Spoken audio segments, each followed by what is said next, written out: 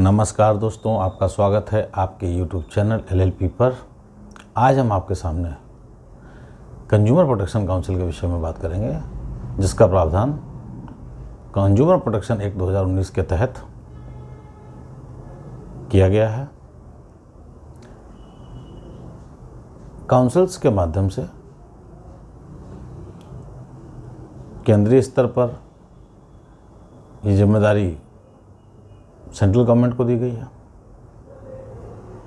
और उसका गठन करने का जो उद्देश्य रखा गया है वो ये है कि कंज्यूमर के राइट को प्रमोट करने के लिए जो भी एडवाइसेस ज़रूरी होंगी वो ये काउंसिल समय समय पर एडवाइस दिया करेगी। और साथ ही साथ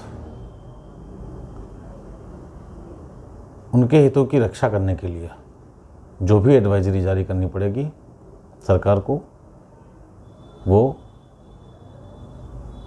उस एडवाइस को समय समय पर देते रहेंगे। ये भी उसी प्रकार से गठन करना होगा जैसे कि हमने district commission, state commission, national commission बनाया हुआ है। इसी तरह से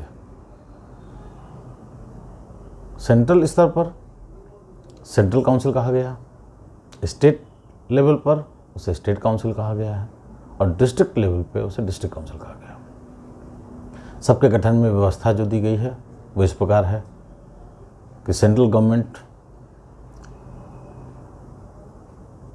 जब ये गठन करेगी तो इसका चेयरपर्सन जो होगा वो मिनिस्टर इंचार्ज, जो भी डिपार्टमेंट ऑफ कंज्यूमर अफेयर्स का होगा वो रहेगा। साथ ही साथ और मेंबरान जो प्रेस्क्राइब किए जाएं सरकार के द्वारा, नॉन ऑफिशियल, ऑफिशियल दोनों। और इस तरह से एक कंडीशन लगाई गई है कि कम से कम साल में एक बैठक तो अनिवार्य रहेगी। अब स्टेट लेवल पे स्टेट गवर्नमेंट को गठन करने का अधिकार दिया गया है। स्टेट काउंसिल के ऑब्जेक्ट उनका भी वही है, कंज्यूमर राइट्स को प्रोटेक्ट भी करना है और प्रमोट भी करना है। इन्हीं कार्यों के लिए इन्हें एडवाइसेस देनी है समय समय पर और इनका एक बड़ा ही महत्वपूर्ण रोल है। अब बात आती है कि इन्होंने किस तरह की व्यवस्था दी है।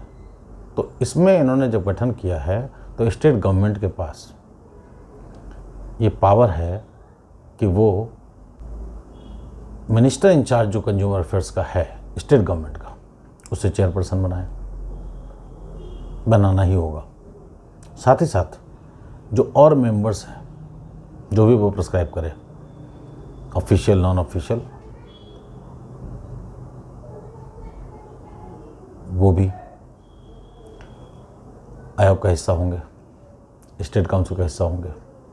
अब बात आती है और कौन सी कंडीशंस हैं। इसमें एक कंडीशन और है कि सेंट्रल गवर्नमेंट के द्वारा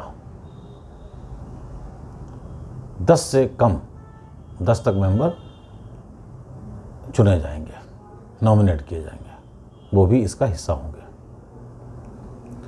और साथ ही साथ ये कंडीशन लगाई गई है कि कम से कम 2 मीटिंग्स स्टेट काउंसिल को एक साल में कम से कम करनी होंगी। अब बात आती है डिस्ट्रिक्ट लेवल की, तो उसे डिस्ट्रिक्ट काउंसिल कहा गया है।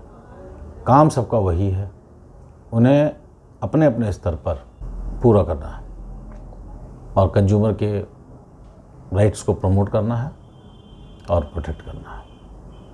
इनका उद्देश्य यही है। अब डिस्ट्रिक्ट का जो गठन है वो किस तरह से होगा, तो सबसे पहले ये कहा गया है कि स्टेट गवर्नमेंट के पास ये अधिकार होगा कि वो डिस्ट्रिक्ट काउंसिल का गठन करे। उसमें डिस्ट्रिक्ट काउंसिल के गठन में जो कलेक्टर होगा, वो किसी नाम से भी जाना जाता हो, उसे चेयरपर्सन बनाया गया है। और साथ ही साथ वही जो members non official, official members हैं जो भी प्रेस्क्राइब किए जाएं वो उसका हिस्सा होंगे। और इस कंडीशन के साथ कि कम से कम 2 मीटिंग्स साल में अवश्य की जाएंगी इस बारे में।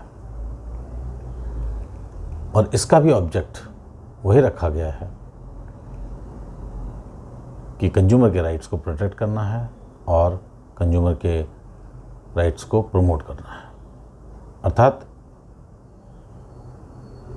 ये कार्य समय समय पर एडवाइस देकर ये करते रहेंगे अपने स्तर पर। अभी तक के लिए इतना ही, फिर मिलते हैं एक नए वीडियो के साथ। तब तक के लिए धन्यवाद।